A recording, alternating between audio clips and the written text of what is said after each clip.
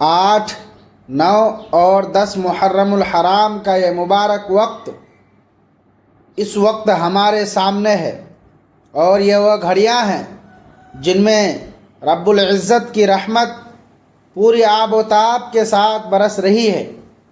یہ کوئی عام دن نہیں ہیں، بلکہ یہ وہ 3 دن ہیں جن کی عظمت کی گواہی تاریخ اسلام کا ایک ایک صفحہ دیتا ہے۔ ان ایام میں زمین پر انوار و تجلیات کا ایسا نزول ہوتا ہے کہ جو بندہ بھی سچے دل سے اپنے رب کو پکارتا ہے، مالک کائنات اس کی جھولی کو خوشیوں سے بھر دیتا ہے۔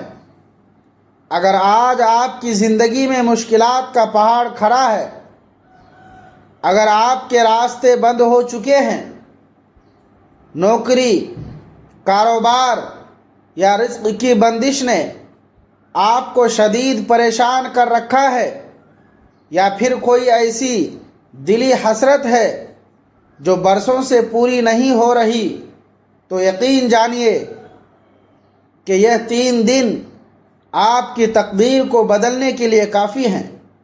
اور ان مبارک ایام میں یعنی 8، 9 اور 10 محرم کو ہر فرض نماز کے بعد اللہ تعالیٰ کی ایک ایسی محبوب ترین صورت کا عمل کیا جاتا ہے جس کی برکت سے بڑا مصلحت اور مشکل کا پہاڑ بھی راستہ دے دے گا۔ کامیابی آپ کا مقدر بن جائے گی، اور زندگی کی تمام تر آزمائشیں ہمیشہ کے لیے ختم ہو جائیں گی۔ اس عمل کی سب سے بڑی خاصیت یہ ہے کہ یہ کوئی عام عمل نہیں، بلکہ اس کے پیچھے وہ مستند فضائل اور تاریخی پس منظر موجود ہے جو محرم الحرام کے ان 3 دنوں کو دیگر تمام دنوں سے ممتاز کرتا ہے۔ جب ایک مومن پورے یقین کامل، ایمان اور خشوع و خضوع کے ساتھ اس مبارک مہینے کے ان خاص ایام میں اپنے رب کے حضور سر بسجود ہو کر اس سورت کی تلاوت کرتا ہے، تو عرش الہی سے رحمتیں اس طرح برستی ہیں کہ انسان کے گمان میں بھی نہیں آتی۔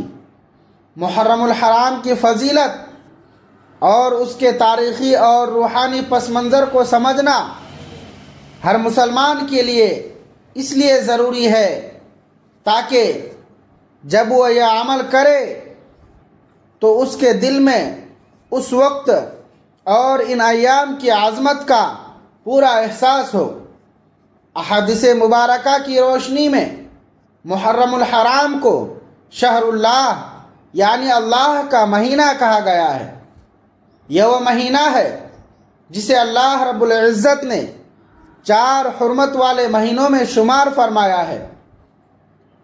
قرآن مجید میں ارشاد باری تعالی ہے کہ یقیناً مہینوں کی گنتی اللہ کے نزدیک 12 ہے۔ اللہ کی کتاب میں جس دن سے اس نے آسمانوں اور زمینوں کو پیدا کیا ان میں سے 4 حرمت والے ہیں۔ ان حرمت والے مہینوں میں محرم الحرام کو ایک نہایت اعلیٰ اور منفرد مقام حاصل ہے۔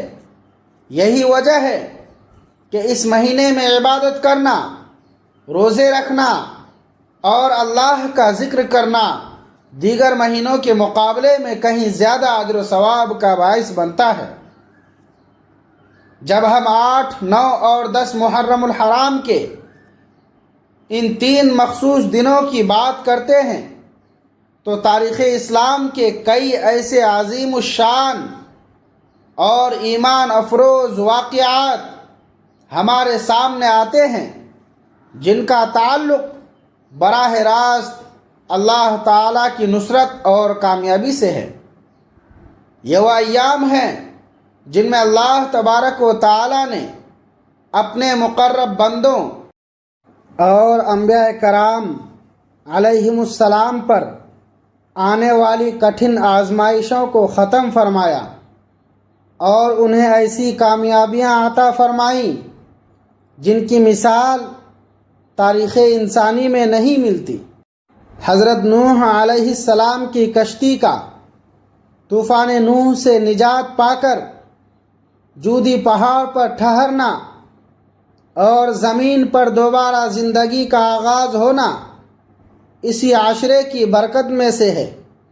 اسی طرح حضرت ابراہیم علیہ السلام کو نمرود کی دہکتی ہوئی آگ سے نجات ملنا اور اس آگ کا گلزار بن جانا بھی الہی نصرت کا وہ مبرہن ثبوت ہے جو ان دنوں کی عظمت کو ظاہر کرتا ہے۔ 10 محرم یعنی یوم عاشوراء کی تاریخ پر نظر ڈالتے ہیں تو معلوم ہوتا ہے کہ اسی دن اللہ تعالیٰ نے حضرت موسیٰ علیہ السلام اور ان کی قوم بنی اسرائیل کو فرعون کے بدترین ظلم و ستم سے نجات عطا فرمائی تھی۔ فرعون اپنے پورے لاؤ لشکر کے ساتھ حضرت موسیٰ علیہ السلام کا پیچھا کر رہا تھا اور آگے بحر قلزم کی لہریں تھیں، لیکن حضرت موسیٰ علیہ السلام کا ایمان اپنے رب پر کامل تھا۔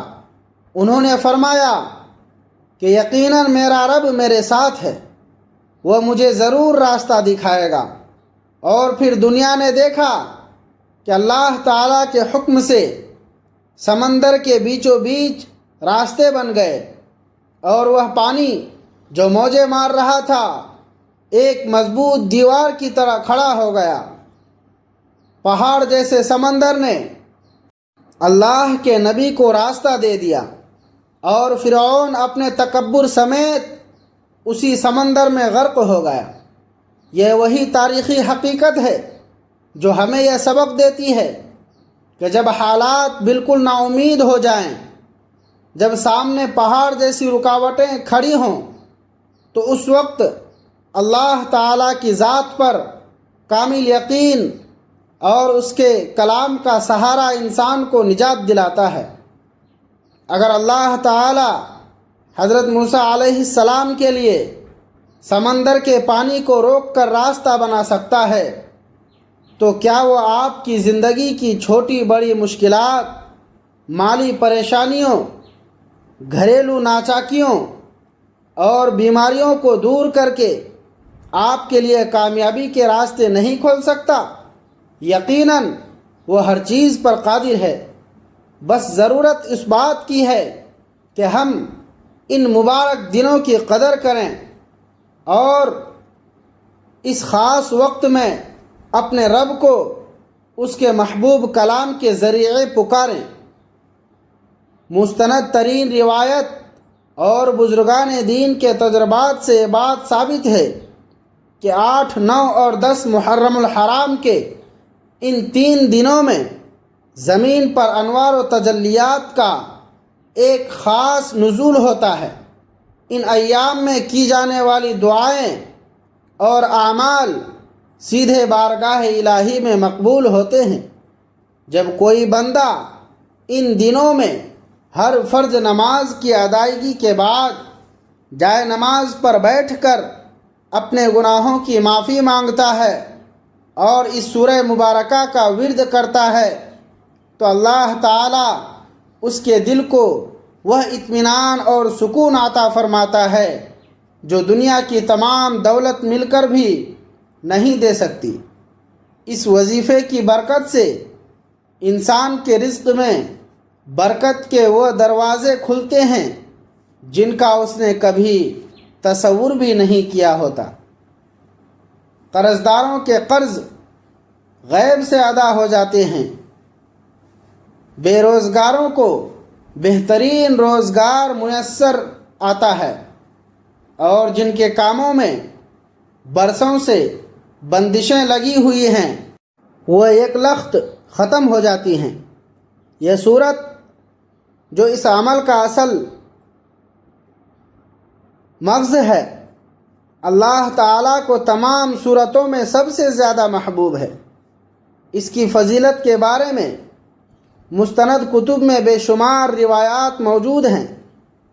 یہ وہ صورت ہے جو اپنے اندر توحید الہی اور بندے کا اپنے رب کے ساتھ تعلق کی ایسی جامع تعریف سمیٹے ہوئے ہے کہ اسے پڑھنے والا گویا اللہ تعالیٰ کی حمد و ثنا کا حق ادا کر دیتا ہے۔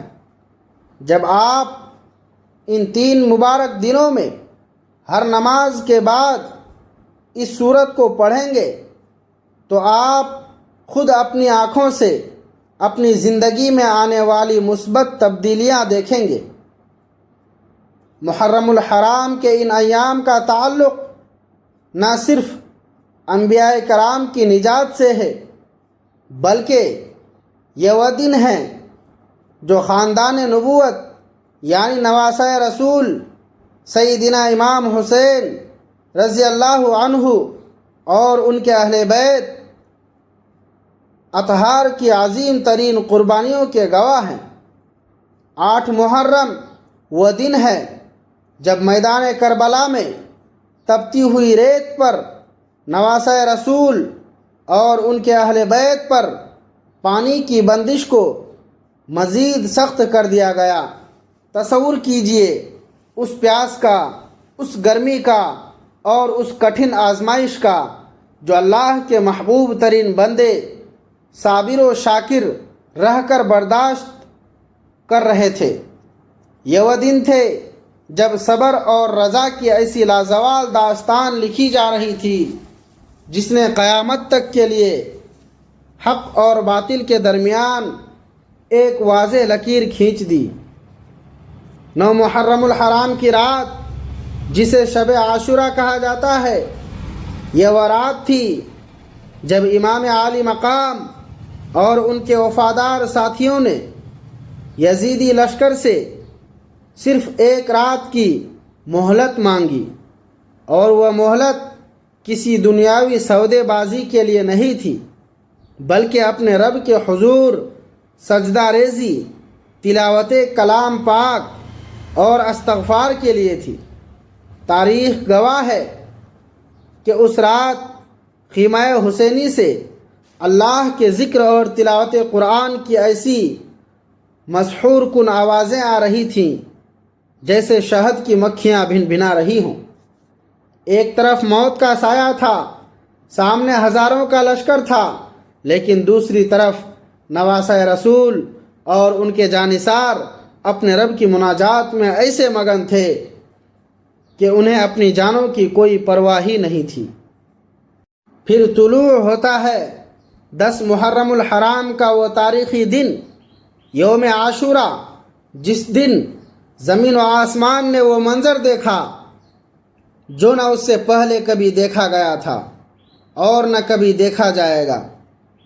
امام عالی مقام نے اپنے بہتر جانثاروں، بھائیوں، بھتیجوں اور معصوم بچوں کی قربانی پیش کر کے دین اسلام کی ڈوبتی ہوئی کشتی کو وہ سہارا دیا جو قیامت تک کے لیے محفوظ ہو گیا۔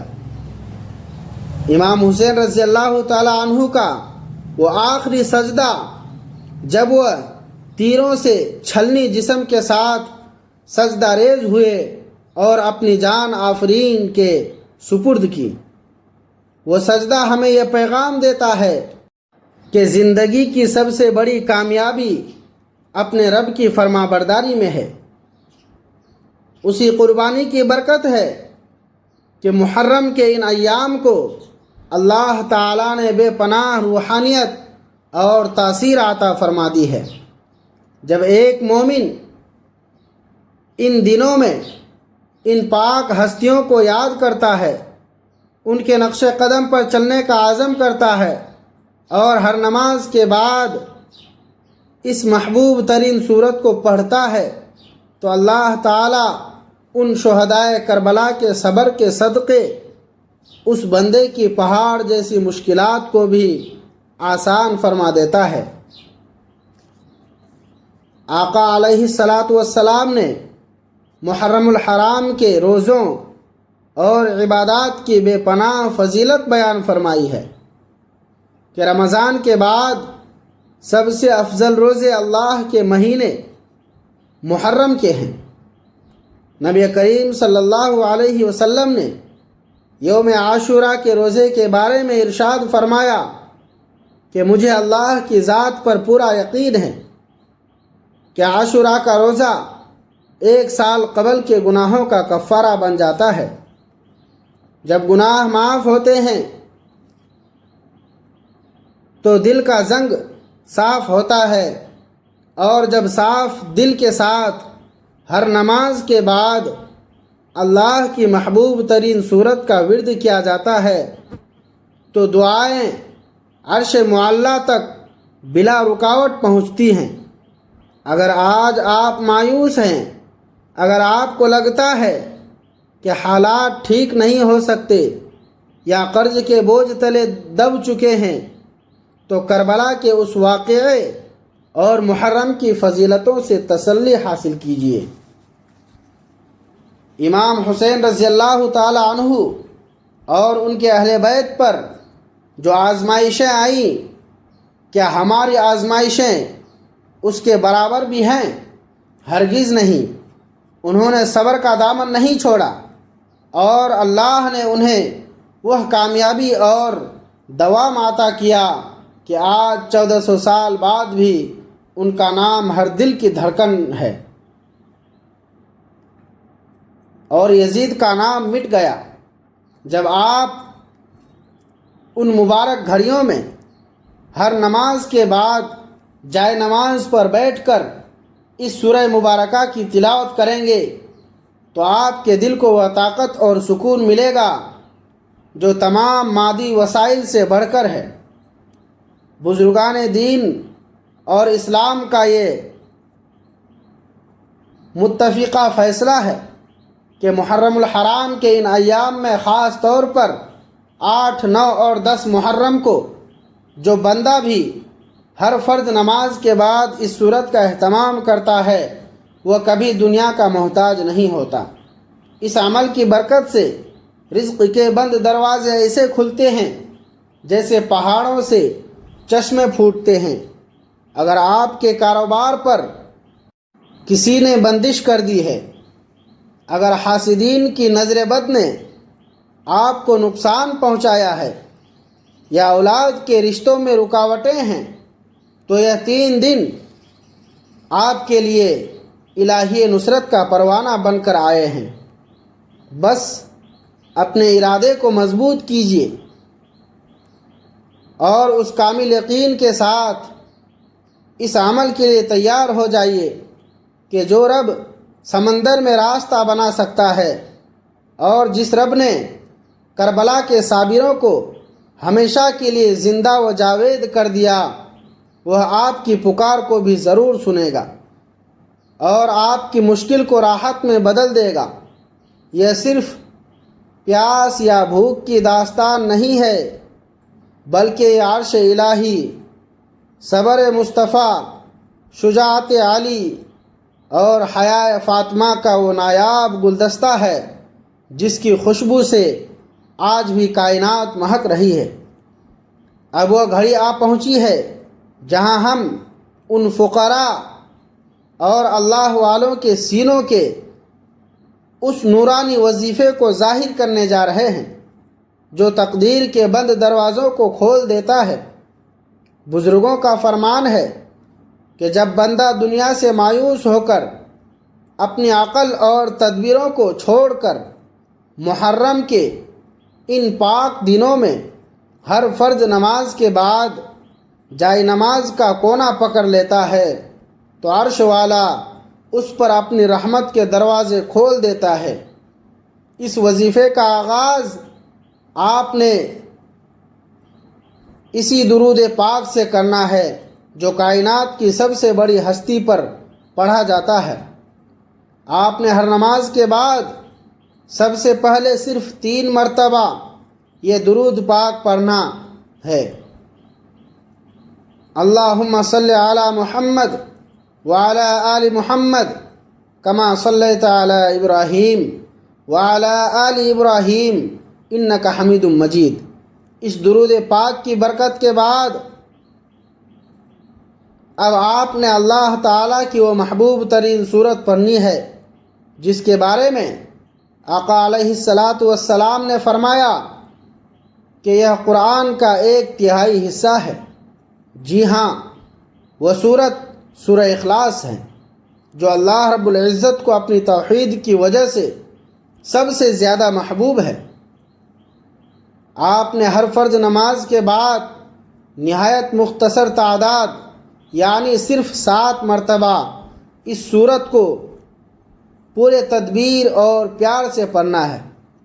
سورت مبارکہ یہ ہے: بسم اللہ الرحمن الرحیم، قل هو اللہ احد اللہ الصمد لم یلد ولم یولد ولم یکن لہ کفوا احد۔